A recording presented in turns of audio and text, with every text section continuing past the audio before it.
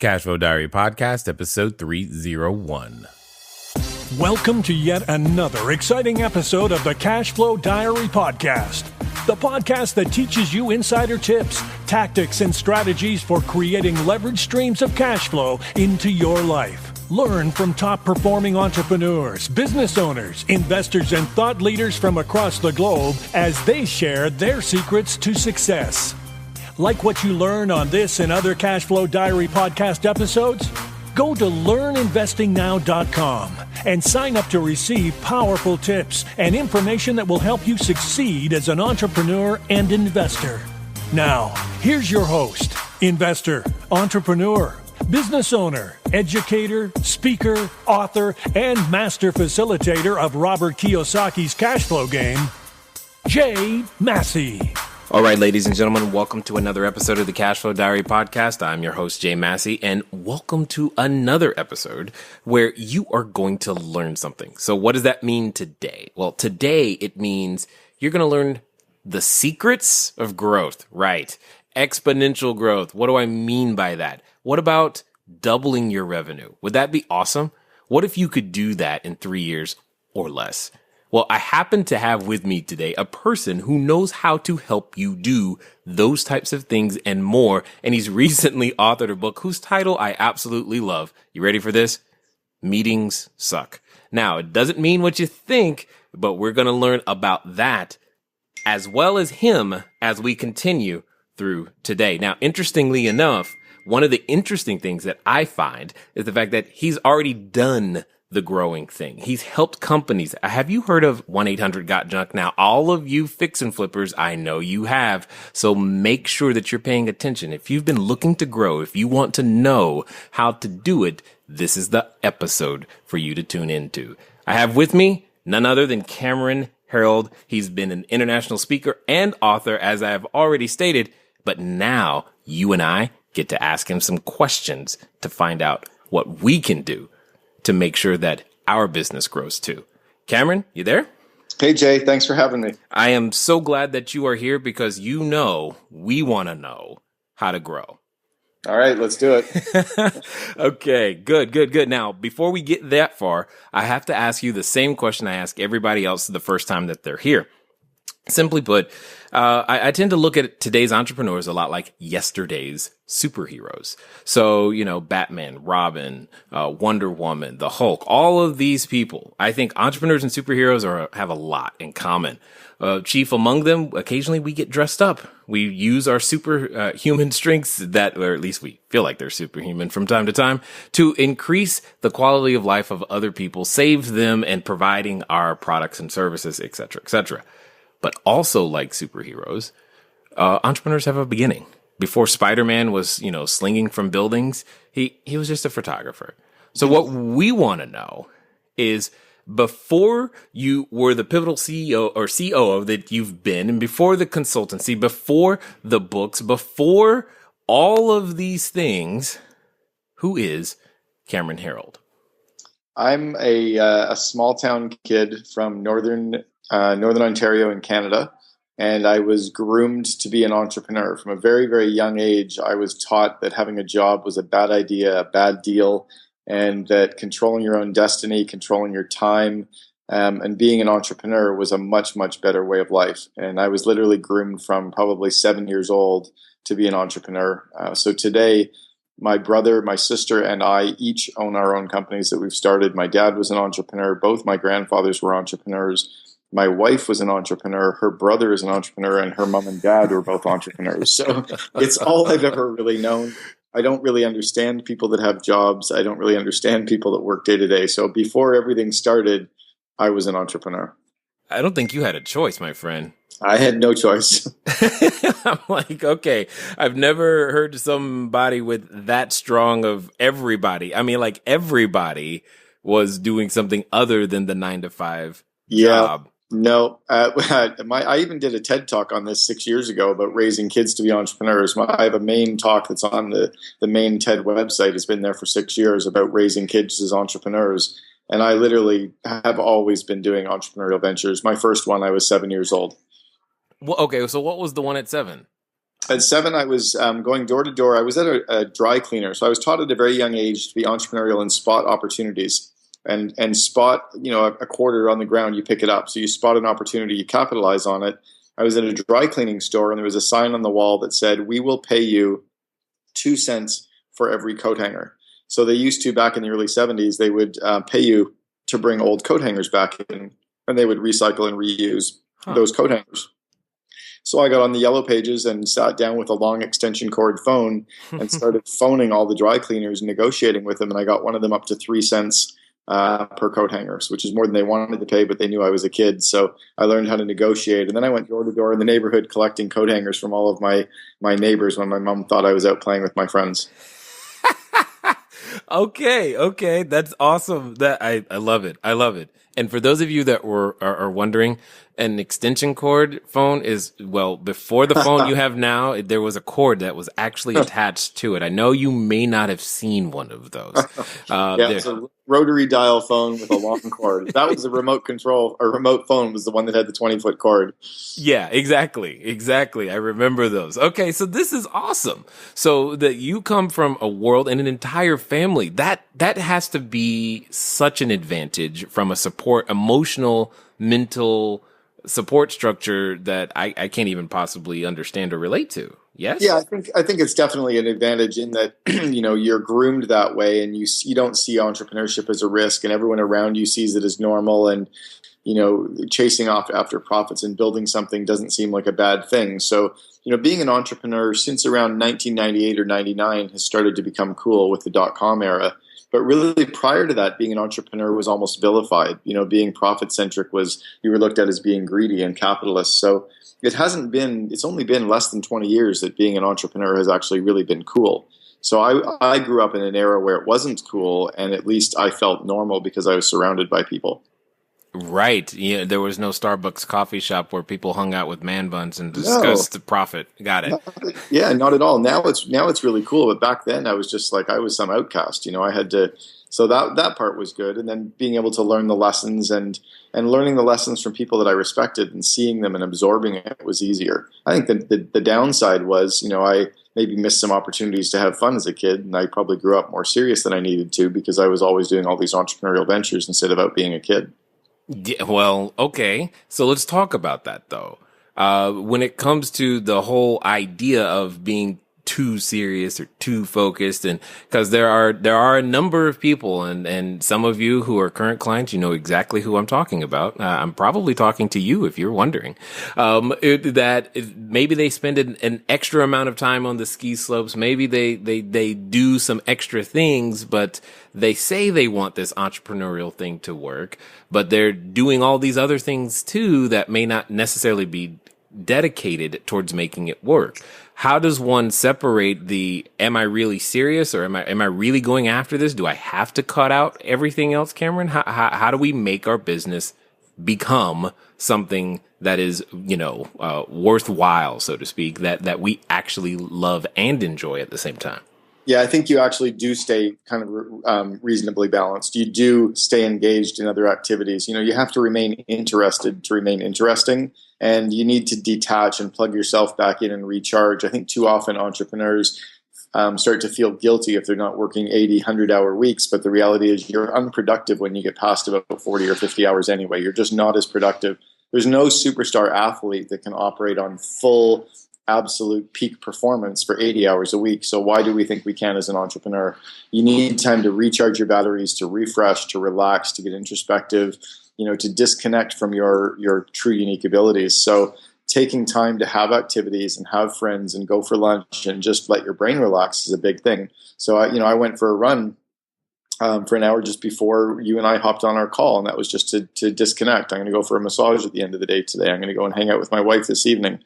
I took 4 weeks vacation out of the last 6 just to disconnect, and we went to Bali and to Hawaii in our family cottage. So, and I didn't work. I didn't check email. I didn't read business books. I didn't read business periodicals. So you need to be able to disconnect from that. But I had to learn that as more of a mature entrepreneur. It was harder for me in the early days. I used to feel guilty. Well, it's funny you mentioned that. I had a friend tell me once, I was on the phone and he was like, you just need to take Friday off. I'm like, what do you mean? How can I can't do that. That's not right. And well, long story short, that conversation has resulted in from 1 p.m. to 4 p.m. on Friday, you will not find me. You just won't find me because he was right. It has served like certain things like sleep, drinking more water and just that rest. I didn't realize actually made me more productive. I was like, wow, that's pretty cool. Yeah, it's huge stuff. I'm actually co-authoring a book right now with Hal Elrod. We're co-authoring The Miracle Morning for Entrepreneurs together. And that's just one of the things that we need to get people to understand is you need to start your day off right, but you also need to finish it off in the right way as well. You can't just work. Okay. So now was the examples that you had around you, were they able, was that where you learned that you can't just work, or did that just evolve? No, I did actually, and interestingly enough, I think I saw two sides of the coin from a few of the people around me. So my father was very much a hard worker. However, he played golf every single Saturday morning at 7 a.m. and was home by 11. Every Wednesday, he was at quote unquote the doctor's office, but everybody knew that was the golf course, and he would leave Wednesday at 1 o'clock and go to the doctor's office. And his employees and staff all knew as well, but they were glad to get him out of the office. Like get him out of here. We can relax. So he would de-stress, and he would always go on a couple of vacations every year with just my mom, and then he would go on a couple of vacations with the kids, and he didn't have a cell phone, and he didn't read business books. He played, he hung out, he had drinks with friends, and he relaxed. And but when he worked, he worked. He didn't futz around and spend time on social media and spend time on the projects that didn't matter. He was very focused. So I got to see both sides of that for sure. Got it. Okay, so now that we're talking about work, there are many who I know that are listening who are trying to figure out, because I know this was a challenge for me when I first started years ago, was, okay, I know what to do in a job because I'm told. But now, not only do I not know what to do, I got to make whatever I think is a great idea grow into actual profit. Right. How do you learn that? This is kind of my superpower. It's funny because when you were talking about superheroes, I was trying to figure out which superhero worked backwards, but I kind of see everything in reverse. Okay. I see the end result and work it backwards. I see the vision and work it backwards. I see the goal and I break it down. So I actually kind of think of everything backwards, which is how I tend to get more done. And then I tend to work on the critical few things versus the important many. I think a lot of entrepreneurs get trapped into a lot of the busy work and being busy and spending time. And at the end of the day, their day's done, but they haven't necessarily gotten done what they need to get done. Sorry, my wife just walked by and she looked great. I just smiled and got distracted. And you can keep this in the podcast. I will. Don't worry, because we all get motivation from many different sources. Life is too short to not enjoy beautiful women. So my superpower, I think, is seeing those things and working them backwards. And I think a lot of people just wake up in the morning and try to make their business bigger instead of doing what I outlined in my first book, Double Double. Chapter 1 is all about putting this vivid vision and describing your company in vivid detail 3 years in the future, describing every aspect of your company as if it's already come true, and then figuring out how do I work it backwards? What things do I do? Almost like building a home or a jigsaw puzzle. If you're building a jigsaw puzzle, you look at the picture on the box, and then you do the corners and the sides, and then you build in from there. Well, you should build your business the same way. Got it. Now, there's something you said that I think some people may have missed. You dropped the concept of you focus on the critical few tasks versus the important many tasks.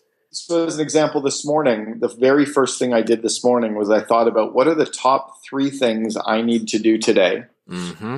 Using an app called Commit to 3, I committed to those top 3 business things to one of my best friends, Joe Polish, and Joe sent me, using the same app, his top 3 for his business day today as well.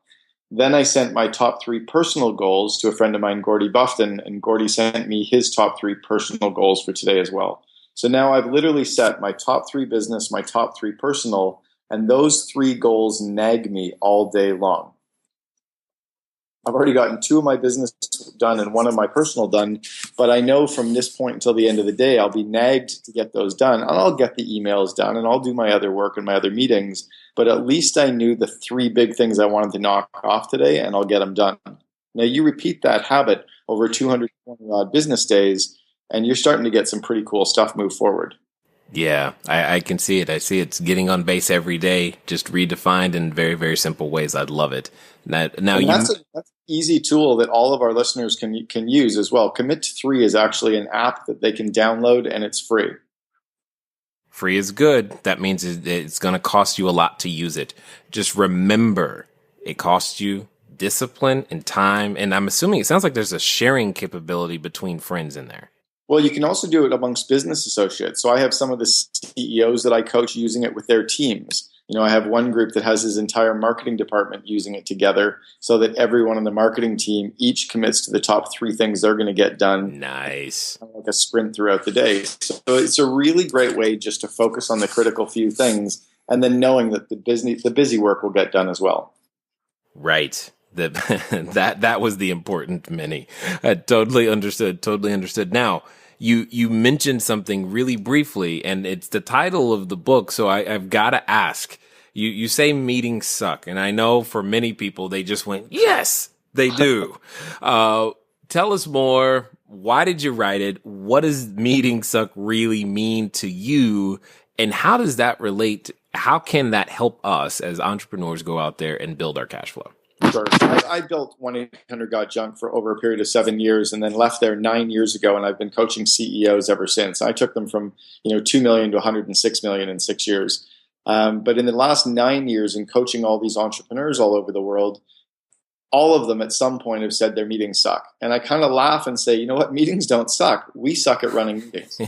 And I thought about the other day, or about 6 or 8 months ago, as the book was launching, we would never send our kid off to play Little League baseball without teaching him how to hold a bat or hold or throw a ball or catch a ball. We'd stand there 4 feet away and teach them the basics so they didn't feel completely embarrassed showing up for their first day at Little League.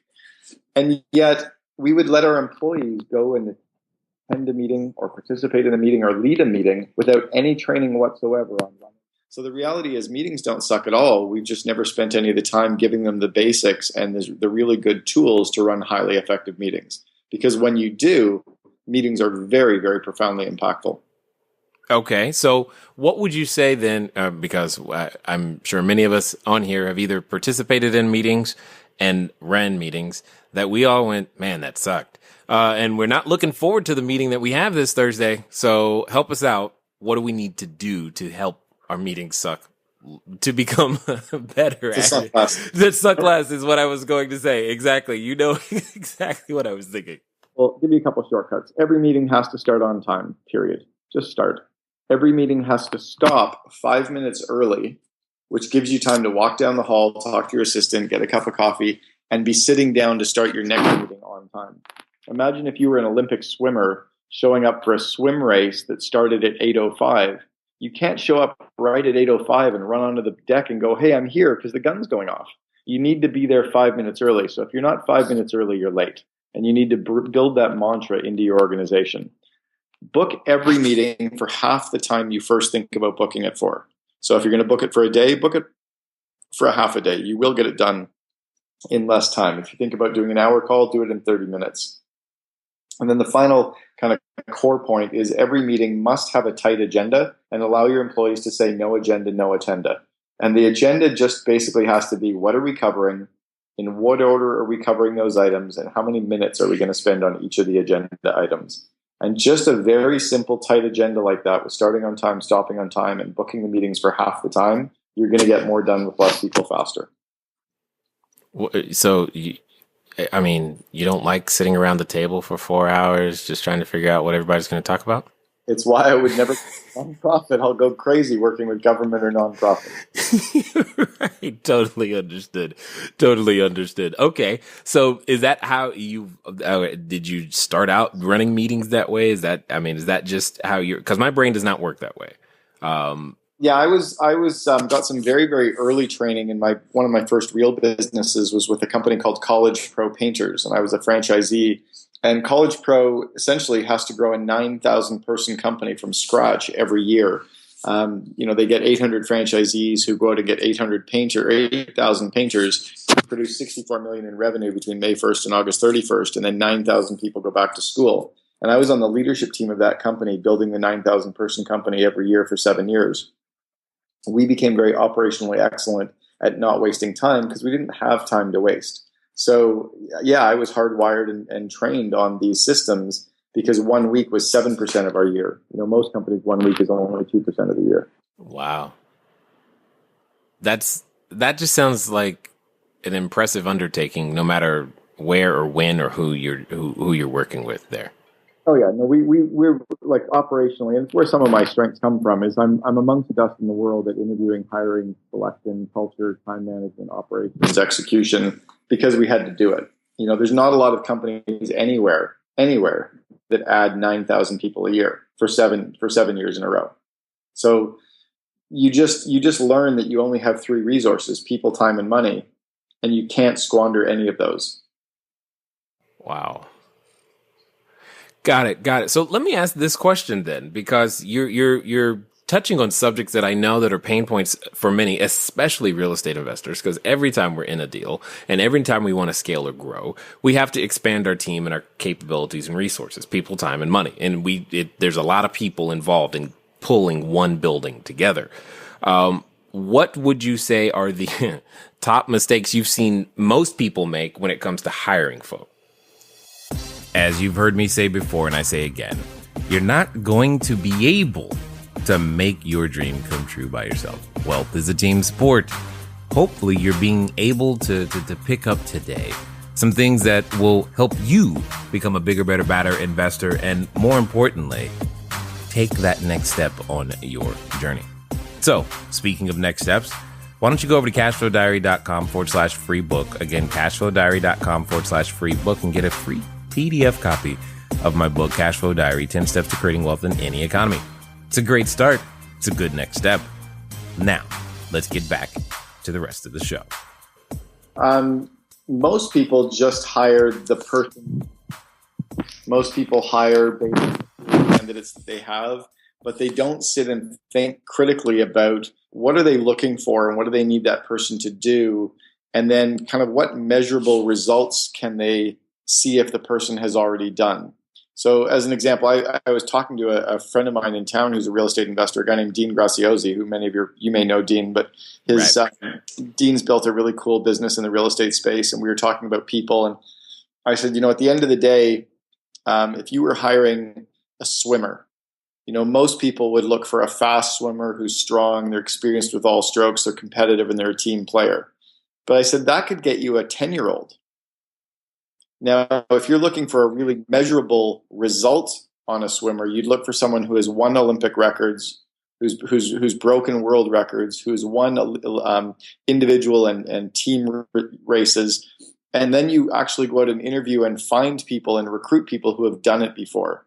So most people simply hire someone who is in front of them, who is strong on the surface, but maybe has never done it before. So you need to sit down and find out, what do I need them to do? And then where do I find those people that have already done it, instead of just putting a job posting up? The next part of that is most people who are looking for jobs, like on Monster or Craigslist or industry job boards, those are the B and C players. A players are never looking for a job. A players have never had to look for a job. They get poached. So you need to figure out where the A players are, make sure that they've done the work you need them to do, and then you need to go and poach them to bring them into your organization. Ooh, love it.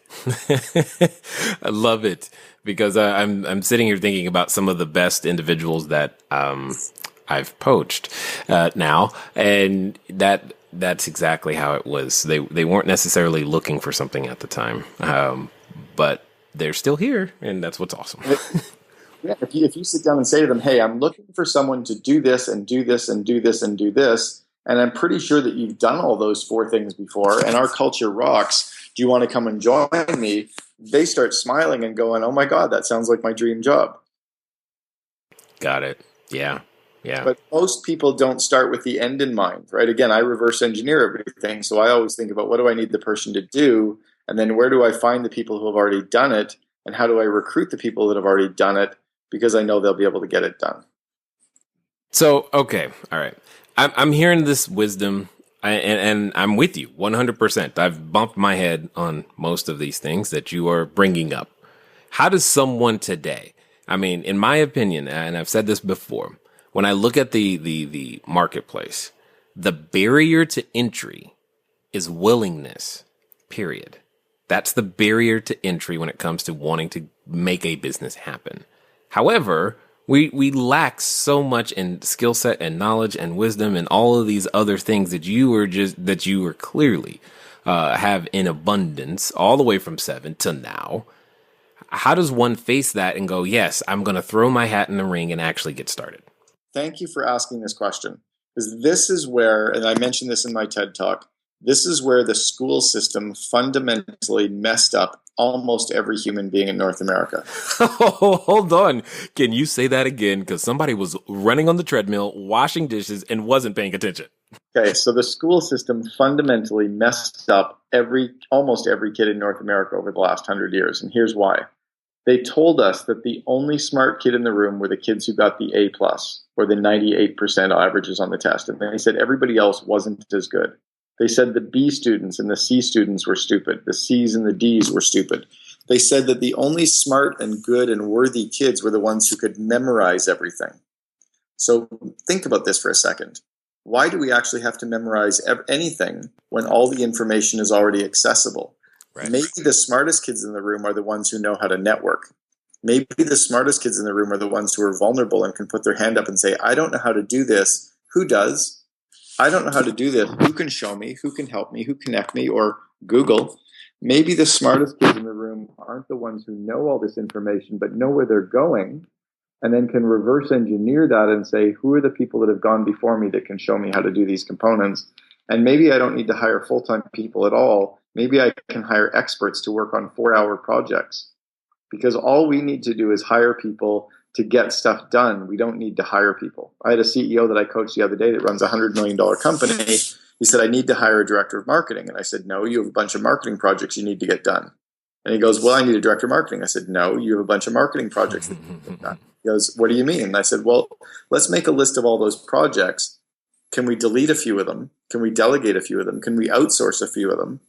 Or do we have enough left over that it makes up to a full-time job? What it turned out to be is he needed about 3 or 4 contract people for about 10 hours a week. He didn't need a full-time person at all. Right.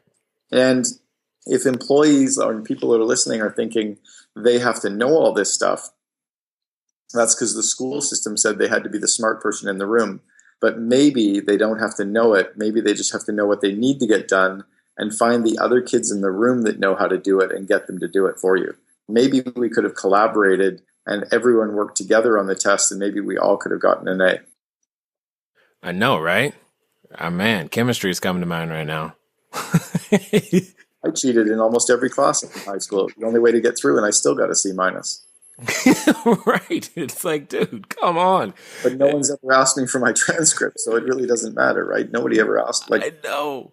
But I felt like a failure for my 12 years in school and my 4 years in university. I felt like a complete failure because I was never a smart student. Hold on. You actually, okay, so I started the university. I just I was like, this is not me.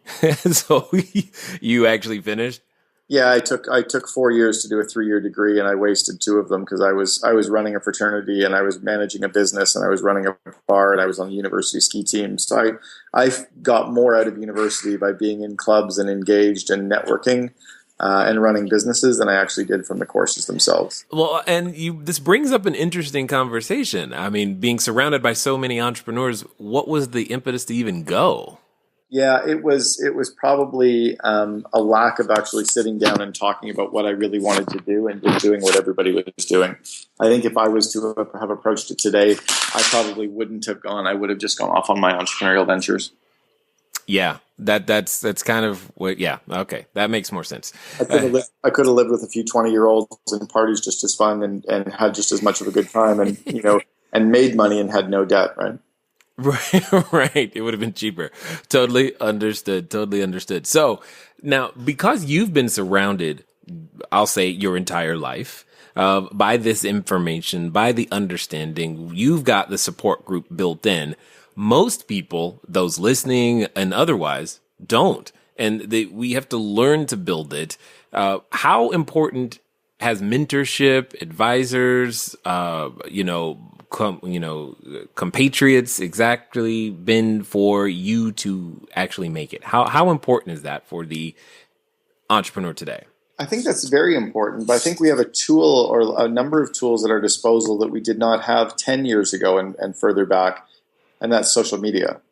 So prior to 10 years ago, really, when Facebook was launching 10 years ago and Twitter launching 8 years ago, and we didn't have the social tools to be able to connect ourselves with the masses and with the one degree of separation from everyone. So the only way we could get to know people was at the pub or in our sports or in our communities. So our networks were much smaller. So you had to become, so it was about being smarter or being very connected to a hyper smart group, a smaller group.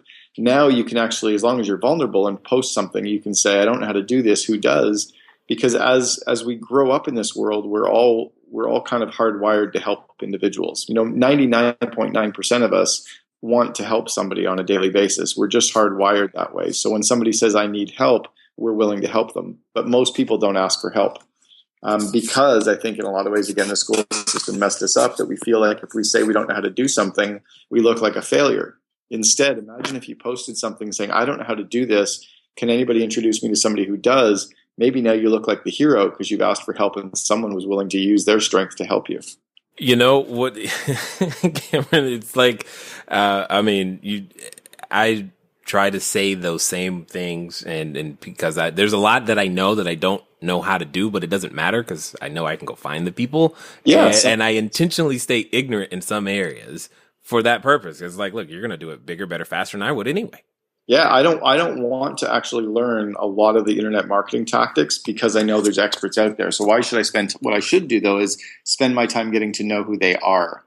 So instead of trying to learn it, what I want to do is learn who knows it. So I've spent a fair amount of money in the last few years joining some groups and networks just to plug myself into the right groups. So as an example, I'm part of the Genius Network. I'm part of Mastermind Talks. I'm part of Maverick. I'm part of Strategic Coach. I go to the EO and YPO chapter events. Like I'm very, very plugged into these entrepreneurial networks and communities.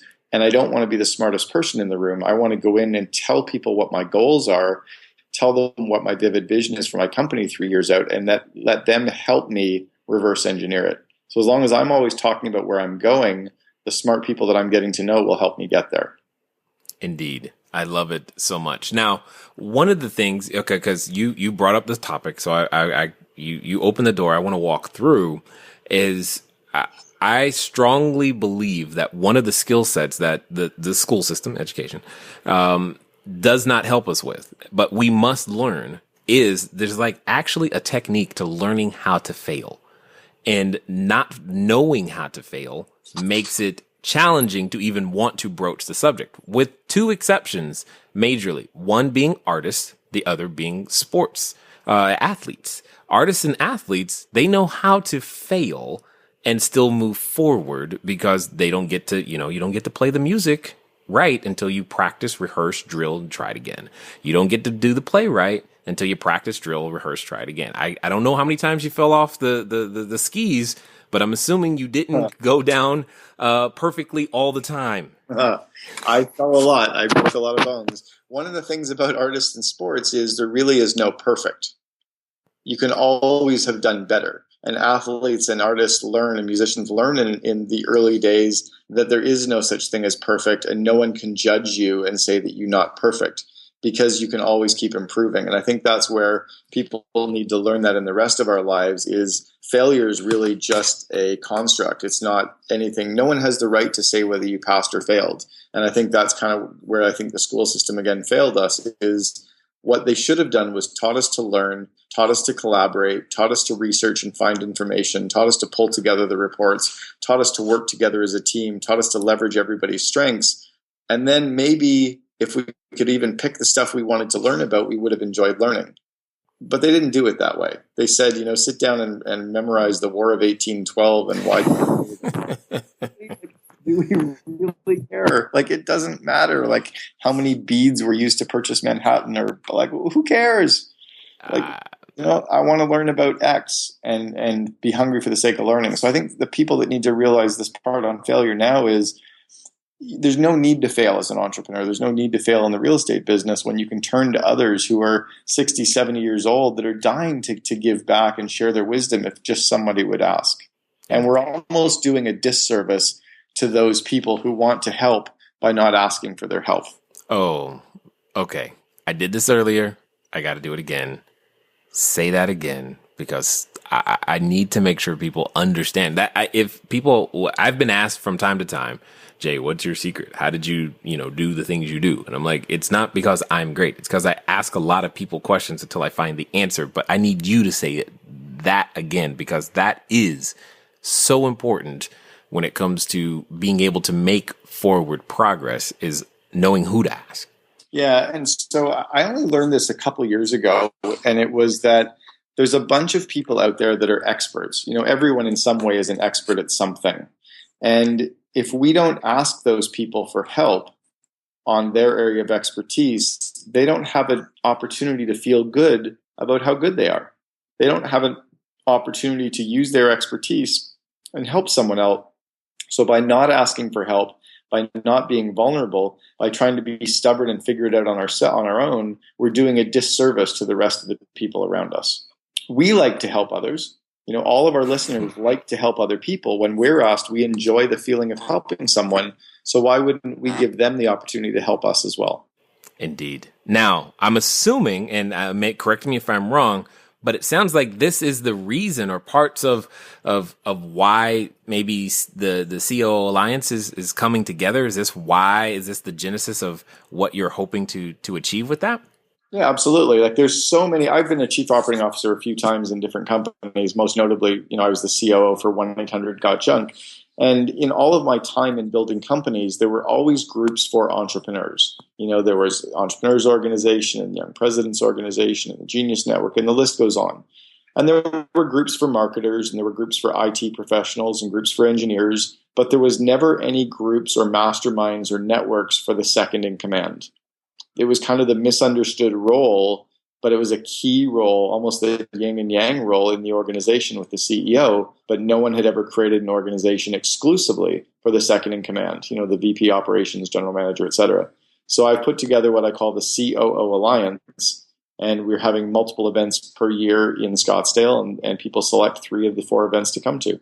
So that's exactly why I put it on, was I recognized that we needed to have that space for them to go to and learn from each other and share information and share ideas and best practices. Absolutely love it. Here's something I also believe very strongly. I believe that there's so much wisdom that is in a group like that you can't actually put it all in a book. You kind of got to be there in order to grab it. Would you agree? Yeah, and that's even why I'm not really the core of that group. In a lot of groups, you have kind of the thought leader. I'm not trying to be the thought leader for the COO Alliance. It's really that mastermind of people that are running like companies. So, the little bit larger companies, but they typically are doing between 5 million and 500 million in revenue, typically between about 50 employees and 4,000 employees. And it's just really that strong, trusted resource of these second in commands who want to get better in their role and who want to build better companies. Yeah, totally understood. And just for the sake of clarification, because there may be an individual or two, what would you say is the role of the COO? So the first and kind of most primary role is to make the CEO iconic. So the role of the second in command is to buffer the CEO from bad news, to allow the CEO to be the bearer of good news, and then the COO is kind of the operational bearer of anything negative. The second is to really buffer the CEO and pick up on all of their areas of either weakness or the areas that they don't love, to allow the CEO to work in their area of unique ability. So that's why you want a second in command who loves the stuff and is amazing at what they do, and they wouldn't necessarily want to do the stuff the entrepreneur does. So it's a very yin-yang approach. But they can be completely different COOs. You can have one who's very outward-facing or one who's inward-facing. You could have one who's operationally focused, one who's systems focused, one who's sales and marketing focused. Very different engineering process focused, very different types of second in commands. But it's really to be that balance or the yin-yang with the CEO and then to make the CEO iconic. Those would really be the two primary roles. Excellent. And before I get the question, because I know someone's going to email or ask, what would you say? What's the best way to attract that CEO that is the yin to my yang? So for the CEO, best way to attract the COO is first to start making a list of everything that they do. So you, as an entrepreneur, the CEO, make an activity inventory, almost like someone was videotaping you for the course of a month, and then write down everything you see yourself doing. And then categorize all the stuff that you do in one of four ways. I for incompetent, C for competent, E for excellent, and U for unique ability. So incompetent is you suck at it. Competent is, I'm okay at it. Excellent is I'm really, really good at it, but I don't love doing it. And unique ability is I love doing it. I get energized by doing it. When people watch me, they get energized. It's like I would do it for free, except my kids have to sleep. And that's unique ability. Then what you want to do as the COO is delegate all of the I's and C's and hire a COO who takes all of the excellence off your plate. And that happens to be their unique ability areas. So you want a COO who takes all the things that you're excellent at but don't love doing, but they happen to love those things and they're excellent as well. And that's where you have a really true strong match. The second part of that really strong match, though, is the trust and really making sure that you build the very strong, unbreakable team like a marriage or a partnership is, right? Really working on that team approach constantly.